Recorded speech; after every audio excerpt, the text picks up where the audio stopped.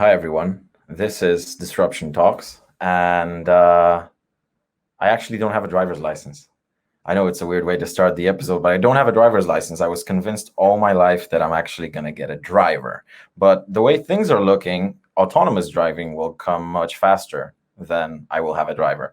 So the trend that I'm trying to present here is that more and more the things that we used to own and that were costs to us as individuals, they're being outsourced. And that's a trend across cars. That's a trend across places. You can find 1,400 islands or Airbnb to rent. So that trend is here to stay.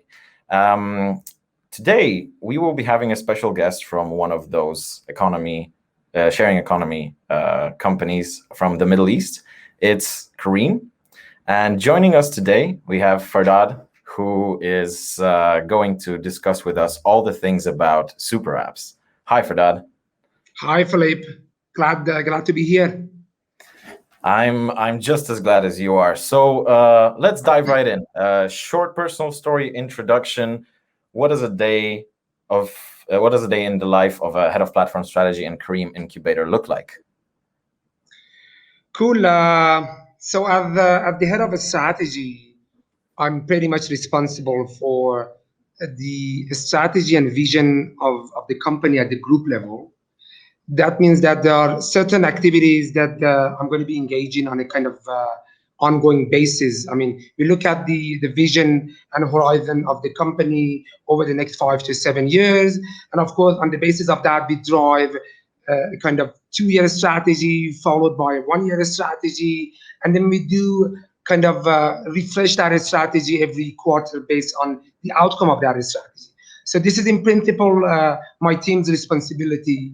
Apart from the ongoing activities, there are also a number of different high priority strategic topics that case by case we pick up and then we deliver them to the respective owner of that piece. So different verticals and different line of business within Kareem, they all would have like different strategic topic, whether it's about market sizing, whether it's about articulating their kind of competitive response, whether it's going to be around entering a new market, whether it's about developing a new product. We're picking up this topic and then we articulate the strategy or recommendation accordingly and then deliver it back to the business. On average, I could say maybe 3 or 4 kind of topics is what we're going to engage in, let's say, on an ongoing basis at any point in time. And of course, in terms of my daily routine, pretty much my calendar is occupied by around 60-70% of the time with meetings about business review, meetings discussing kind of the same strategic topic with things becoming remote first at Careem. Of course, most of my time is spent behind Zoom, attending this meeting, but I'm also problem solving with my own team. If not on a daily basis, every another day, we definitely have a couple of hours of problem solving.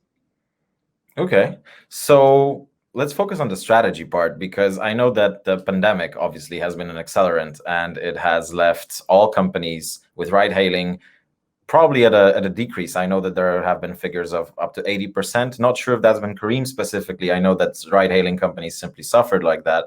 And I have this quote here that COVID-19 has really been a booster. That comes from your CEO and co-founder. Our customers were locked down, so they started asking, you have drivers, can you deliver my food? I imagine that was a huge strategic decision for you guys. Perfectly true. I mean, COVID hit the region globally. I mean, every one of us lives was impacted by the pandemic. The impact of the pandemic on the ride-hailing and sharing economy in general was pretty intense. So we were lucky that we already had expanded our service portfolio to food delivery already in 2018. So we were somehow ready to shift our focus from the pure ride-hailing, the core ride-hailing to other service delivery, including food delivery. Hence, we actually managed to engage most of our captains in food delivery, and pretty soon we actually started to launch our shops and order anything services. So in that respect, we actually managed to compensate for the loss on ride hailing by other kind of delivery and logistics services. So from that perspective, we were lucky. I think we're going to get to the topic of super app, but we had the intention to become a super app. We can claim that we are the first super app of the region beyond Iran and Turkey, I would say. So from that perspective, we were pretty much ready to start accelerating our service portfolio expansion and start adding more service in our super app. So that helped us a lot during the pandemic. Okay, and this is a personal curiosity because obviously I had a look at your LinkedIn, and your career shows a lot of experience that does with consulting, but also a lot of with data analysis and academia. So I imagine that the scientific approach is no stranger to you. How, I'm sure a lot, but still answer, how much applicable is all of that as a transferable skills to the things that you do right now? I imagine that you rely on data strongly, if not just on data, right? Correct. I mean, the old-fashioned, old-school kind of a strategic thinking was primarily around a couple of popular frameworks and some sort of a kind of gut feeling, right? I mean, leadership based on their own kind of instinct. They were coming up with, let's say, ideas, and then they were testing it out, and then they had like a strategic maneuver around those decisions. I think the new trend in strategic thinking is all about data. Like it's all about data-driven decision making.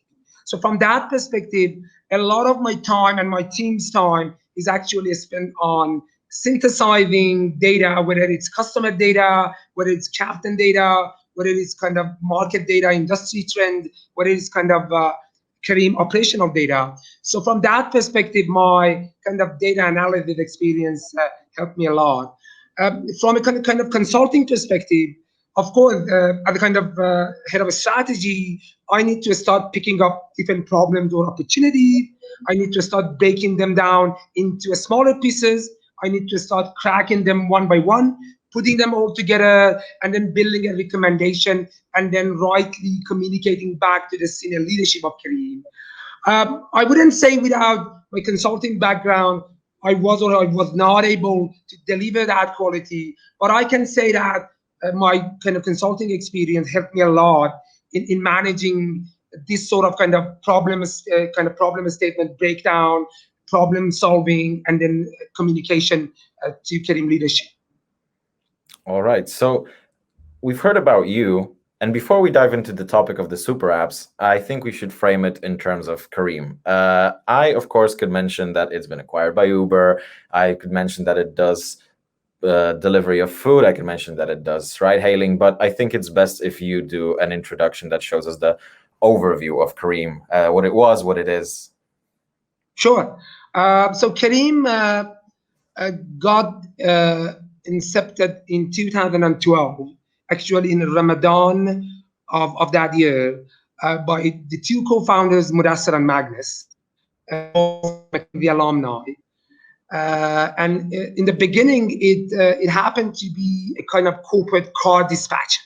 So meaning that it would deliver a kind of car, it was a kind of more B2B business, providing car services and driver services to companies. Like at that point in time, I was working for McKinsey, and I can recall that I was getting, I mean, we were all happy that we had something called Careem in the region. So instead of hugging in the street and then getting a ride on the street from one client to another one, we had the opportunity to use an app and then book a car.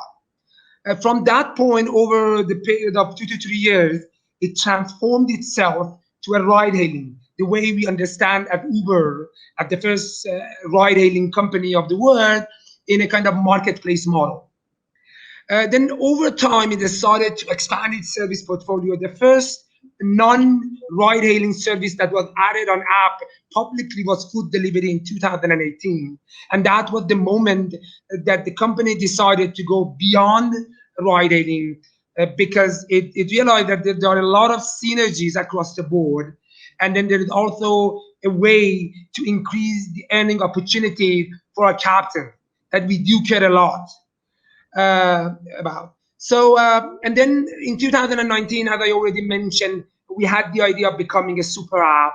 The first instance of our public super app got launched in 2020. right in the middle of the pandemic. And then from that point on, we just like getting into that kind of super app race. I can again claim that we are the first one in the region beyond Iran and Turkey to actually become a super app.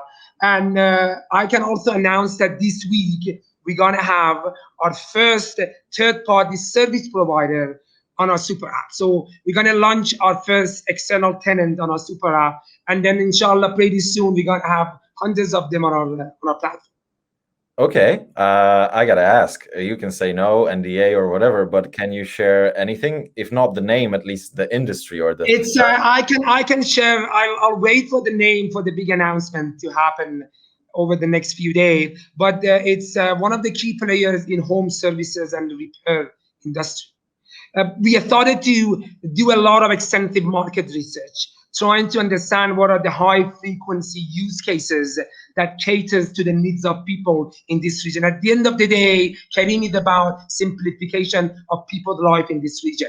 And then apart from ride hailing, food delivery, we realized that home services is one of the most frequent use cases. Hence, we decided to have our first tenant in that category.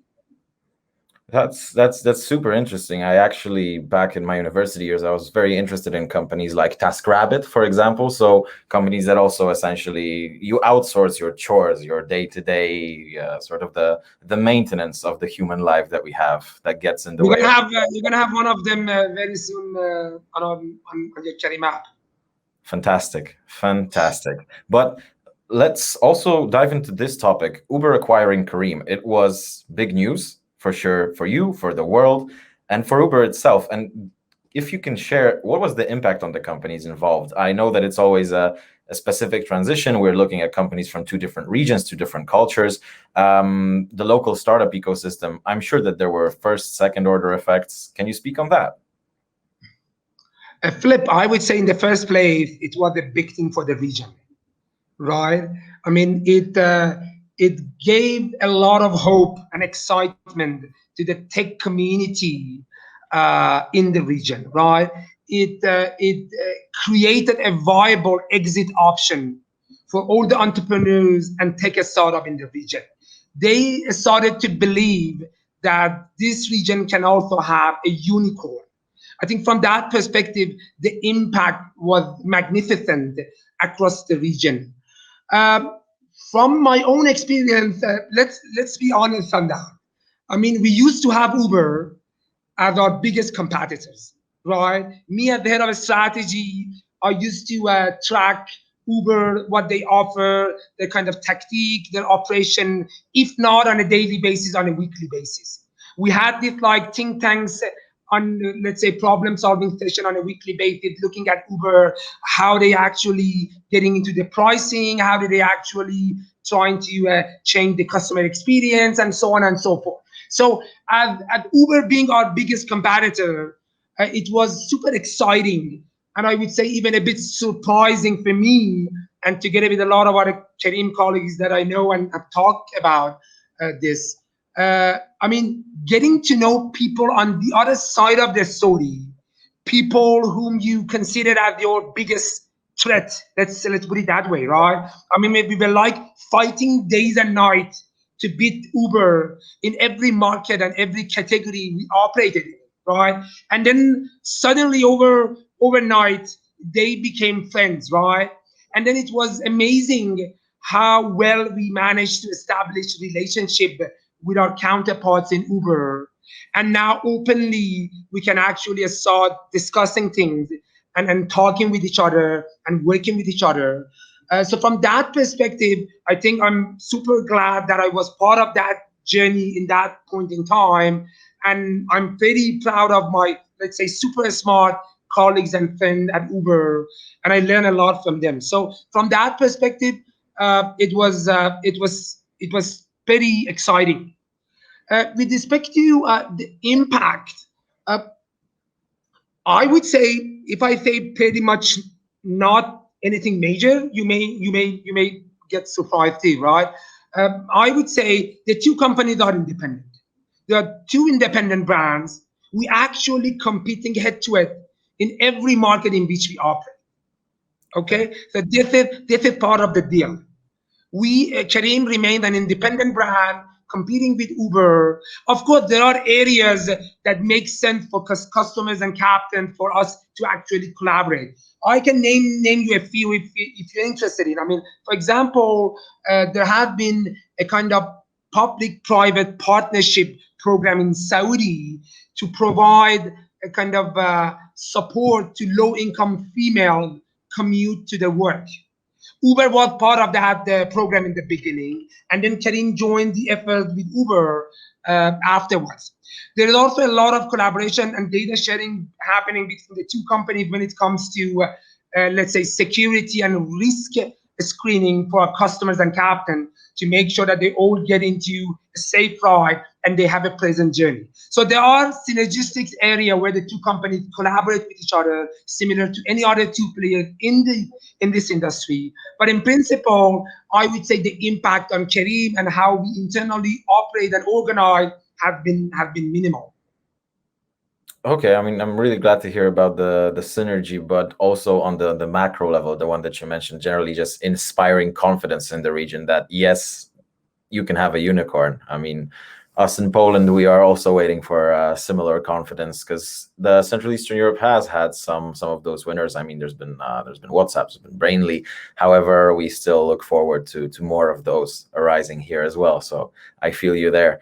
And in terms of super apps, And Philip, just to add to that, I think Kareem and all of us have been pretty lucky to have Uber as one of the biggest tech companies of the world being interested in this region. And I can confess that Kareem is actually one of the biggest bets of Uber in this region. They are super supportive of our vision and and I think it's great to have, let's say, a strong, resourceful parent backing you up. Absolutely. Absolutely. I can see that. So we spoke about you, we spoke about the company. Now it's time to speak about the industry, but with the super app focus. So dear audience, I'm sure that all of you have a folder with the iPhone apps that you use the most. I actually called them by the 7 deadly sins. So vanity is my social media, gluttony is, for example, moving around, and super apps is the next step from actually having your manual folders, right? Fardad, can you tell us what are super apps in general? What's their purpose? Sure. I think in principle, a super app is very simple. It's one single app offering multiple service offerings, right? Typically, we used to think about an app that is being developed for a particular purpose, offering a particular kind of service.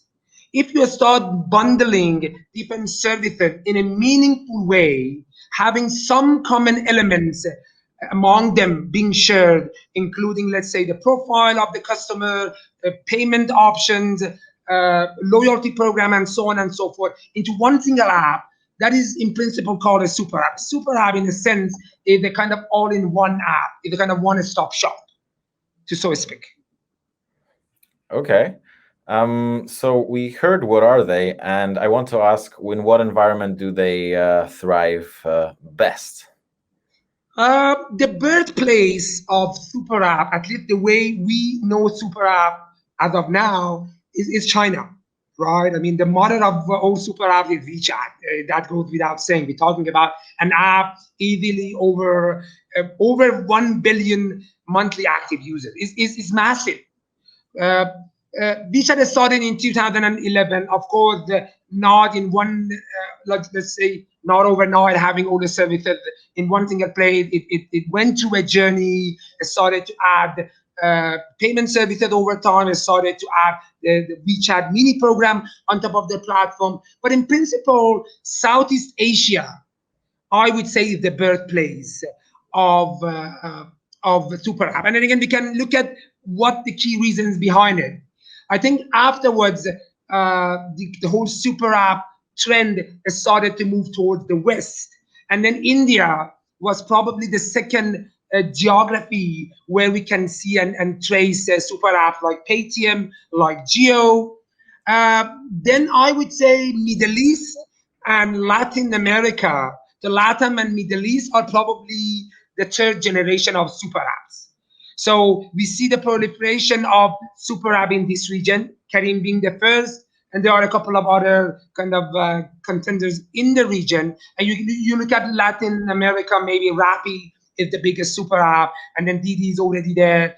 And then when we look at the Western world, being Western Europe or let's say Northern America, we still haven't really seen a kind of major super app player, but I can already see the trends happening there. In terms of what makes a region ready for super app, I think being mobile first is definitely a helpful characteristic of the region. I mean, there are regions in which people have started to have an analog phone and then move to a mobile phone, and then over time they started to move to a smartphone. There are regions, there are countries, and there are groups of segments of the market who actually shifted from no phone right away to a smartphone. Right? These people get to, let's say, they're used to their smartphone for whatever they do. Right? I mean, from that perspective, the concept of super app is much more appealing and acceptable for those people. Another characteristic of the market is actually looking at whether the region is a kind of product centric or it is like ecosystem centric, right? The Western mentality is mainly looking at a product at a combination of different features which delivers a service or a purpose at the best kind of quality. Okay. As you go to the east, and I'm talking about Southeast Asia, in principle, they're actually thinking in more holistic ecosystem play rather than a product play. For them, it's all about the interplay between different products within an ecosystem that build an ecosystem rather than one single product. And last but not least, is also about the maturity of industry, right? There are certain industries, there are certain markets where customers already have access to top-notch standalone, the so-called category killers. You're thinking about food delivery, there is already, let's say, three, four, five kind of top-notch standalone apps out there. You're thinking about home services, you're thinking about grocery, you name it, right? Middle East is not necessarily one of those regions. I'm not saying that the quality of service is horrible, but I can claim that it's not the case that the quality of service across all the categories is perfect. So there is still room for improvement, and there is a lower, let's say, barrier cost. There is a lower switching cost for a customer to switch from one of those existing apps to a super app. So all these things, let's say, hand in hand, help the growth of super app in this region.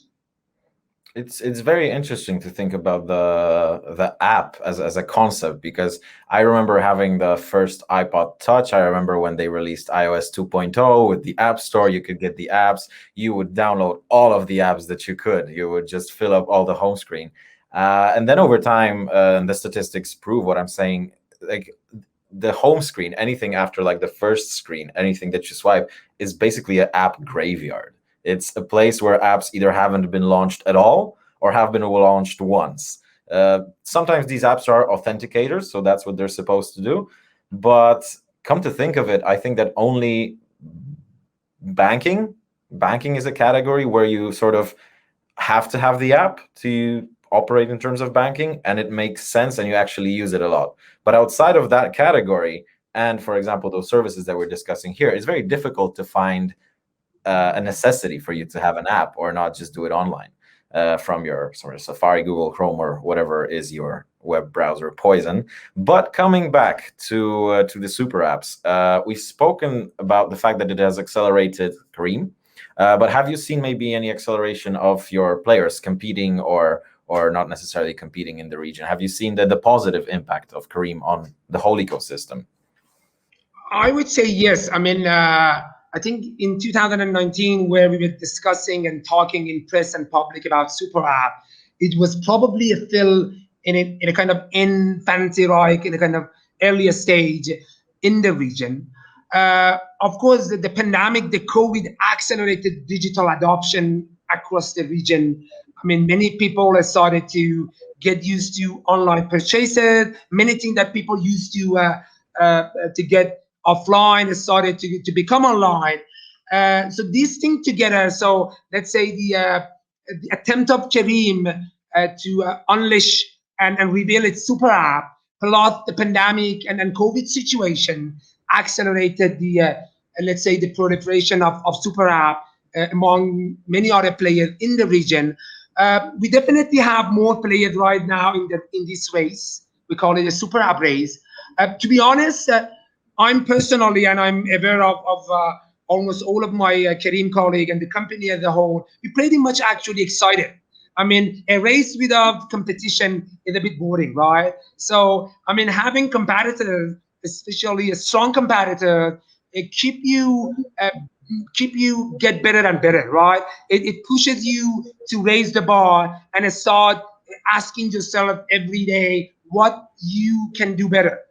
And I think from that perspective, early days we used to have Uber as our key competitor. Now we have a lot of more competitors in the super app race, but I'm pretty much excited about it. Okay, so the thing that I want to ask over here also concerning super apps is, so we've spoken about the young Philip, iPod Touch, installing all the apps from App Store. Now we're talking about adult Philip loading one super app. What is the next step of that evolution? Where are we going to end up? Like, is Google and Apple going to allow some super app partnerships to go onto the platform? I know that some devices come preloaded with, for example, WeChat, as you've mentioned, but I'm pretty sure that when it comes to, for example, Apple and their market share of the smartphone, it's going to be tough to convince them to preload anything onto their OS. What's your take on that? Pretty good question. Let me share with you a pretty profound prediction. This is my personal prediction. Okay. It doesn't have to do with Kareem, but personally, I predict that a large portion of the market demand is going to be consolidated, at least in this region, over the next couple of years. Again, what's the exact number? I don't know, but I can say probably 70-80% of the demand is going to be consolidated among a number of big platforms. And of course, Kareem, I'm supposed to be one of those big platforms.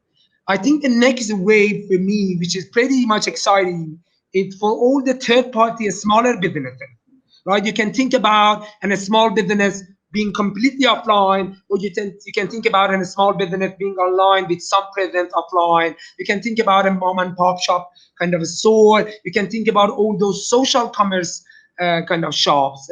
I would say they realize that it's in their benefit and this is super beneficial for them to start getting into partnership with one or some of these platforms, right? As a kind of a small business, as a third-party service provider, in order to come online, and again, becoming online is not anymore a choice, is a must, right? COVID proved it to us that, hey, there is no other way you can survive without being online.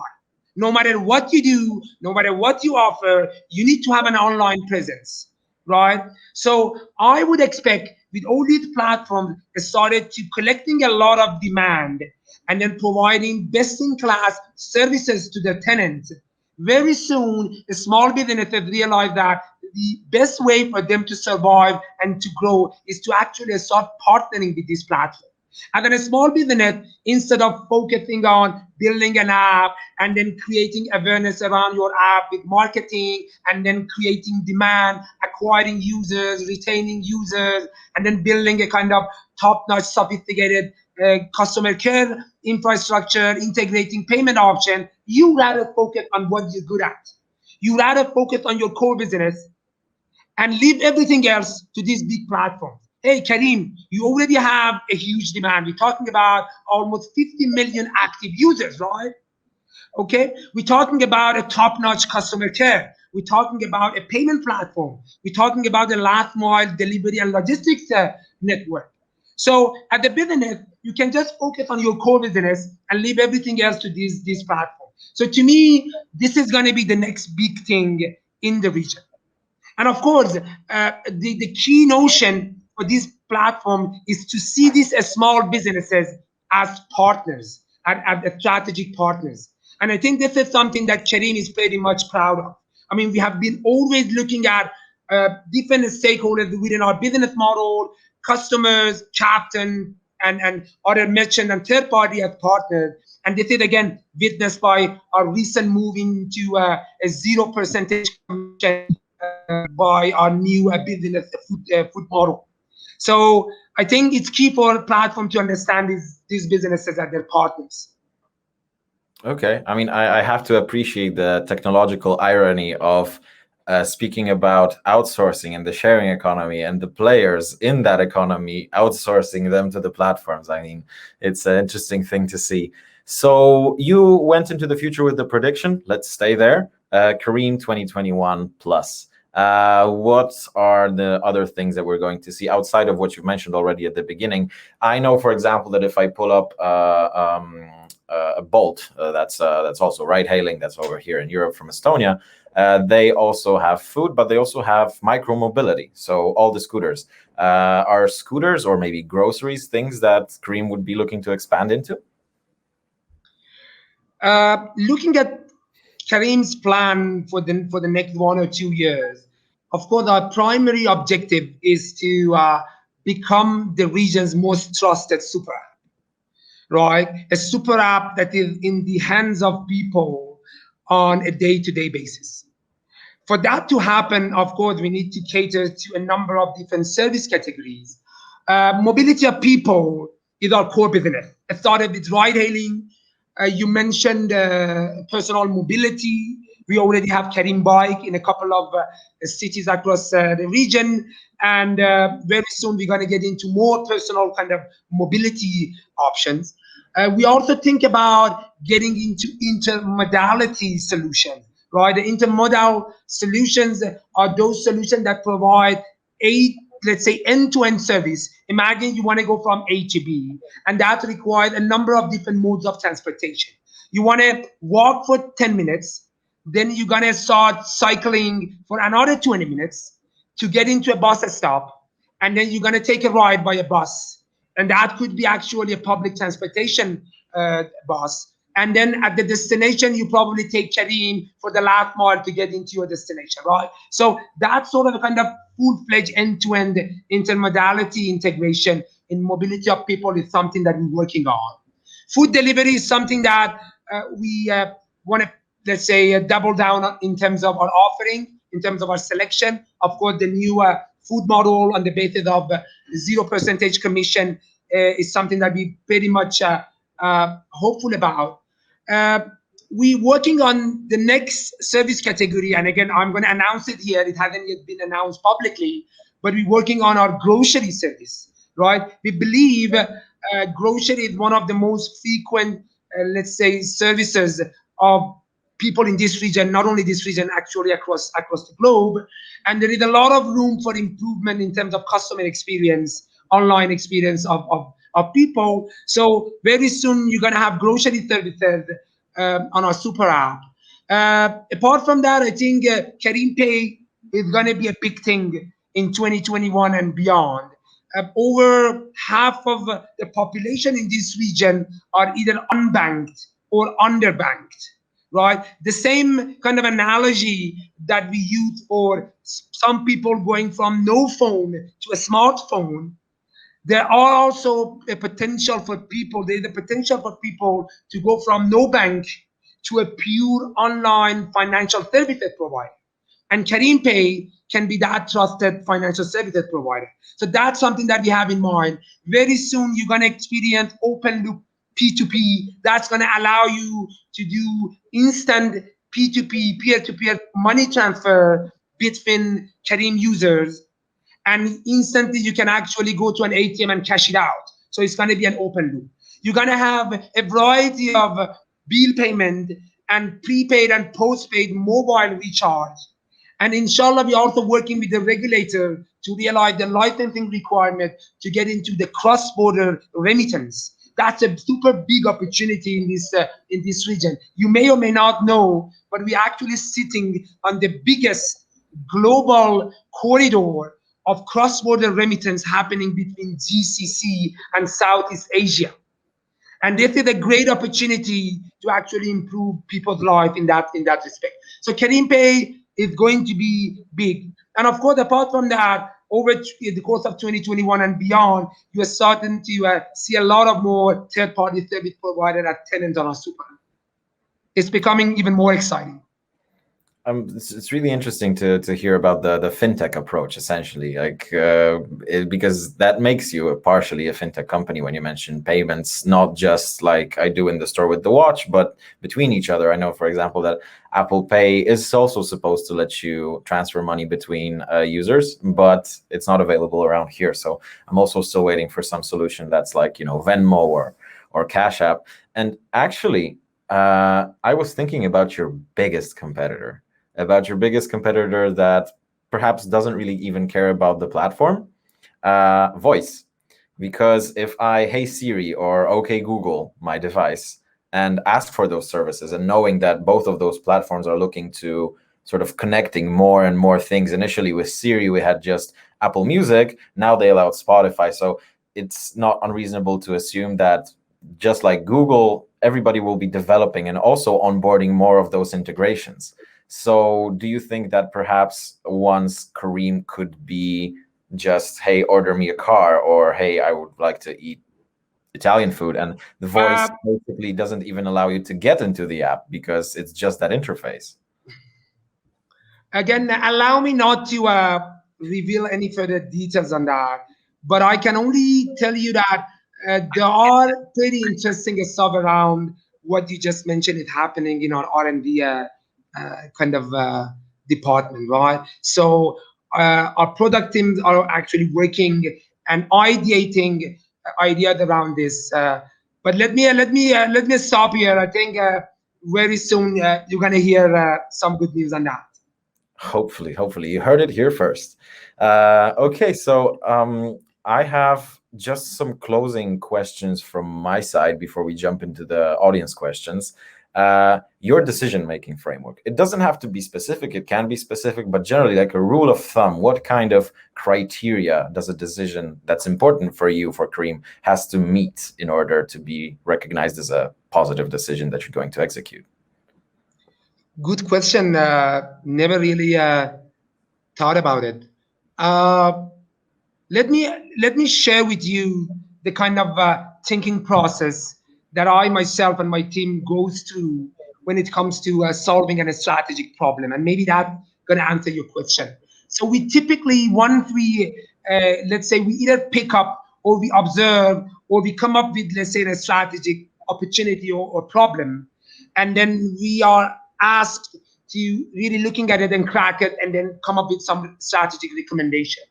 And we typically, once we take a problem or opportunity, we start framing some high-level guiding principle. So what are those key objectives that we want to get out of this? What are those, let's say, boundary conditions? What is that we're trying to optimize, right? We first try to answer that. So we create some sort of a kind of guiding principle for ourselves. That's going to guide the overall decision making and the overall kind of framing of the problem. Then we have started to break down the problem or the opportunity in the smaller pieces. And then we have started to study each of those things and started to crack them. We typically either take an outside in, which is like a market-based view, or an inside out, which is like a resource-based view towards a strategy. So in some cases, you primarily looking at your existing capability and closeness to your core when it comes to cracking a problem.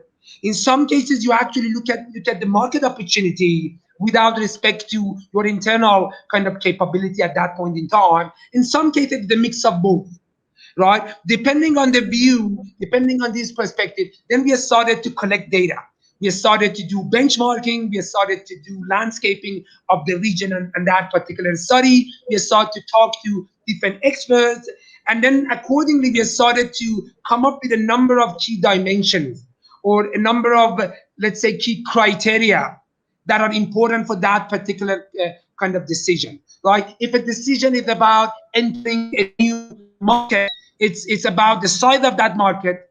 It's about the competitive intensity in that market.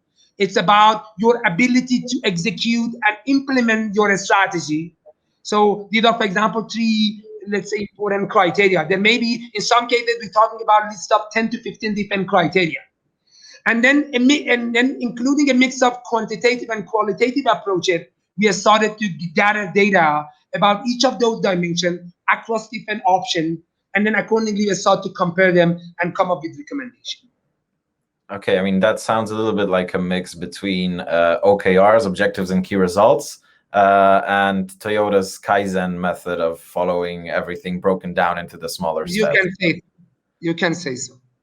And my last question is a warm and fuzzy one looking to the future. If you could cast a spell that would allow and provide education of a specific topic, of a specific area to all the 12-year-olds around the world, what would it be? What do you think is a skill or any piece of knowledge that if all the 12-year-olds had, it would be a better place?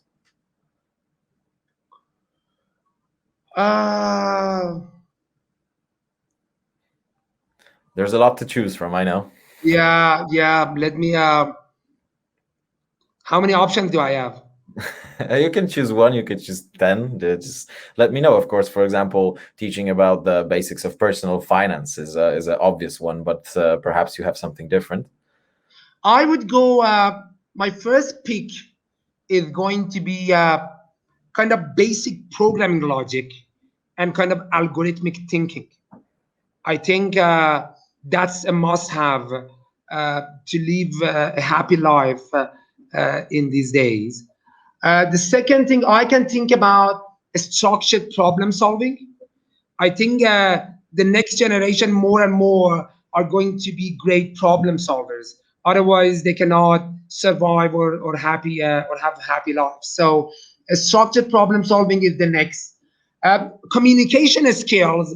Again, the youth, the new generation is used to see themselves behind these apps and these social platforms, and then they're gonna portray themselves the way they would like to. But I would say they definitely need to double down on the kind of social interaction and communication skills.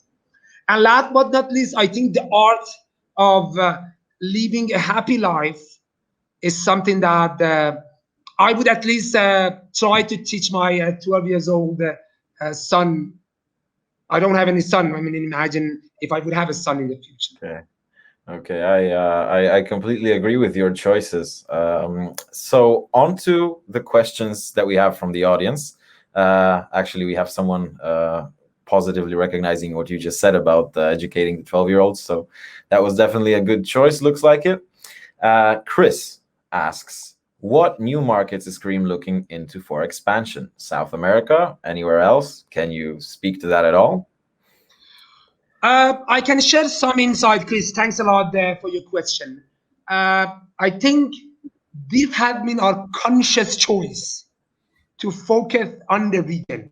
And when I'm talking about the region, I'm talking about the Middle East, North Africa, and Pakistan in principle. I think we believe there is still a lot of room to improve people's life in this region. And while other players and other big companies are focusing on different parts of the world, I think we see that as our purpose, as our mission, to make sure that in the first place, we improve and simplify the lives of people in this region. So our focus is going to be in the region, but it's not going to be limited to cities and areas where it is relatively easy to do business. Again, Dubai is probably an easy place to set up a business and conduct business, right? But we not necessarily limit ourselves to that. We consciously go to remote areas and to other cities where there are challenges and people are actually struggling on their daily life. There is a lot of friction. There is a lot of kind of open loop kind of breaking experiences, broken experiences. I can give you an example. I mean, Mosul. Mosul is a city in Iraq, not necessarily the easiest place to start a business and operate. We decided to launch our operation in Mosul very recently. So I would say for the next at least 2 years, the focus is going to be remaining on Middle East. God knows, I mean, beyond 2022, we may decide to expand geographically. And when it comes to expansion, of course, LATAM seems to be one of the relevant geographies in terms of the similarities, cultural similarities, geographic similarities, market similarities. So could be an option, but honestly, there haven't been any decision on that so far. Chris, I hope that answers your question. Next one comes from Andreas. And Andreas asks about, we're in the B2C, what about B2B? Uber has Uber Freight and potentially other services that aren't exactly for me walking on the street, just rather me having a business need. So the question here is Kareem going to follow suit or anything similar? Indeed. Andres, thanks a lot for your question. Spot on. Correct. I mean, Kareem has already started environment. We started from kind of B2B business, like in the beginning, right? So we used to be a kind of corporate car dispatcher, and then from a kind of B2B model, we gradually moved into a B2C model. And as of now, even we still have our B2B kind of ride-hailing service. But if we put ride-hailing aside, I would say since a couple of years ago, we started to initiate and launch a number of B2B services. Kareem Express, you may or may not have heard about it. It's a last mile delivery service that actually provides delivery offering to any business in the region, either big or small. That's a kind of pure B2B kind of business and growing pretty fast. We also thinking about our kind of B2B payment solutions, right? Not only providing payment options to customers, but also providing payment options to merchants. That's something in the pipeline, and hopefully in the near future, in one way or the other, we would have that opportunity. And there are also other B2B areas like the supply side of business that we're thinking about. But in just, let's say, recap my answer, yes, B2B is definitely within the spectrum of Kareem focus. B2B, B2C, and B2B2C are still going to be the main focus. But in the near future, you're going to see more and more B2B offering. Okay. So, Andres, hope that answered your question. We've got one from Atib. I hope I'm pronouncing that right. Excuse me if I'm saying it wrong. This seems like a challenging one. In recent times, we've seen Facebook and other big platforms under fire for overpowering, exploiting smaller players in the marketplace, which I have to add is sort of a natural course of evolution whenever somebody becomes a major player in any industry. And the question here sheds the spotlight on Kareem. Since Kareem is on a similar route of becoming super big, what is Kareem's understanding or policy on the matter? Atib, challenging one. I would proudly say that looking at, again, and I'm talking on behalf of Kareem, someone knowing the inner working of the company and someone being exposed to a lot of internal conversation. You look at the Kareem mentor, you look at the Kareem motto, the purpose, the policy, everything is around doing good and being good. And I can proudly say that the company had always been looking at the surrounding environment and the players within it as partners. From day one, we started to have that kind of lens towards our captains. And the same goes for other players, our super app tenants, our partners, our merchants. So again, maybe it sounds a bit fluffy, or you may like, oh yeah, this is like a positive side of the story. But in principle, I can confess that the strong conviction within the senior leadership of Kareem is that the ecosystem is going to thrive and it's going to sustain over time if the different players within it look at themselves as partners and together start building that ecosystem. So from that perspective, of course, you guys can judge us in a couple of years and then get back to us whether that has been something only in words, or you could also see that in our action. But I can assure you that this is the intention, and we don't have any other intention rather than getting into partnership and creating win-win situation for all players within this ecosystem. Adib, stay focused, stay tuned, and just watch Kareem and verify this answer in a couple of years, just like Fardad said. And I invite everybody to ask your questions if you have any, because otherwise this is going to be the last one. And this is from our own Timek. How do you plan on new app services to add to the super app? What are the criteria for future implementation? Good question, Timek. There are a number of different criteria, at least talking about our service portfolio expansion on the super app. There are a number of different criteria we're looking at. One of them is voice of customer, right? I mean, continuously we go into markets, existing market and new market, and start talking to people, whether it's a kind of quantitative survey, whether it's a kind of qualitative focus group discussion, whether it's a kind of Delphi method. We have started to look at people's life, where they spend the most of their time, what are the key challenges and pain points in their life. So that's one key input into this decision making. Another input is where people spend most of their time in terms of activities or in terms of daily activities. What are the most frequent kind of activities that you as a customer or potential customer engage in, right? The third one is synergy, right? We're looking at how much synergy a new service offering can create with existing services on our super app. The fourth one is our ability to provide a best-in-class service in a timely manner. We should be able to build a service or get into a partnership and introduce it to the market with highest level of quality and reliability. We question ourselves, are we in the position to get there in a timely manner or not? We're not yet ready for that. And then again, last but not least, we're also going to look at the regulatory environment, the contextual factor that may hinder or accelerate the, let's say, introduction of a new service. We put all these things together.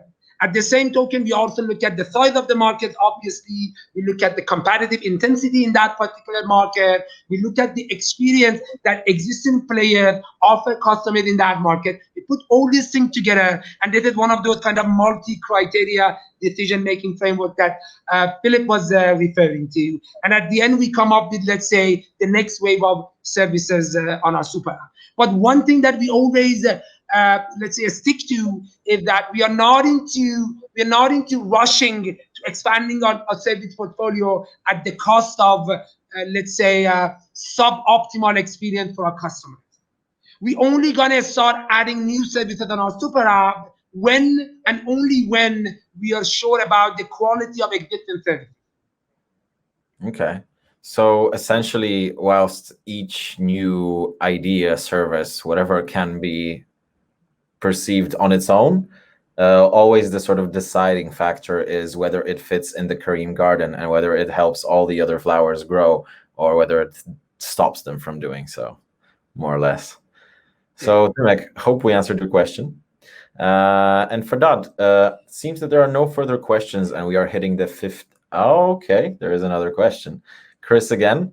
Has Kareem explored short-term use for private cars, eCars model? I.e., use the Kareem super app to find available cars, unlock, and drive? Good question. We, to be honest with you, as much as I can share details here, we had that idea earlier on in 2019, of course, with the COVID hitting the market and the whole sharing economy going deep. That was out of the question.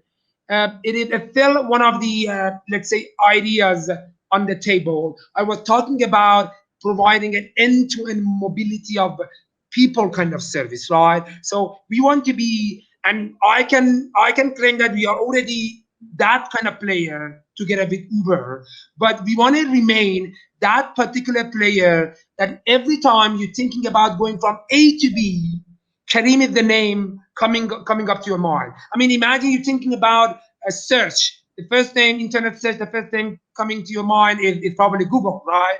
You're thinking about e-commerce, you know the name.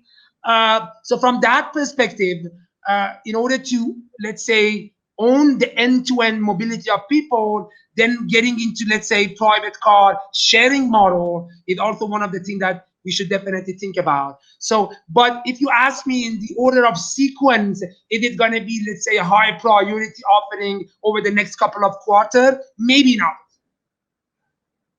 Chris, I'm sure that. And of course, at the end of the day, we do care a lot about our captain. So from that perspective, our first priority is to ensure that we increase their earning and provide more working opportunities for them. Of course, the next level would be to engage, let's say, a personal car and private car into our fleet. Chris, I hope that answers your question. It sure did for me. So, Fardad, like I was saying just before this question appeared, we're hitting the 55th minute mark. I really enjoyed this. So, thank you so much for this. It was a very meaningful conversation.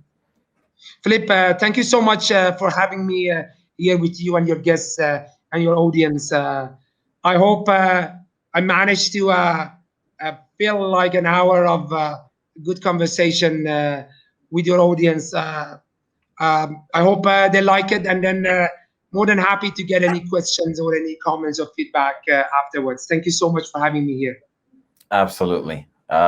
We were honored. So, dear audience, this is over for today. But as every Tuesday, we will be seeing you next week. And keep your eyes peeled because the Disruption brand has much more things coming than just Disruption Talks in the upcoming weeks. So, thank you so much for that. Thank you so much, dear audience, and see you next week.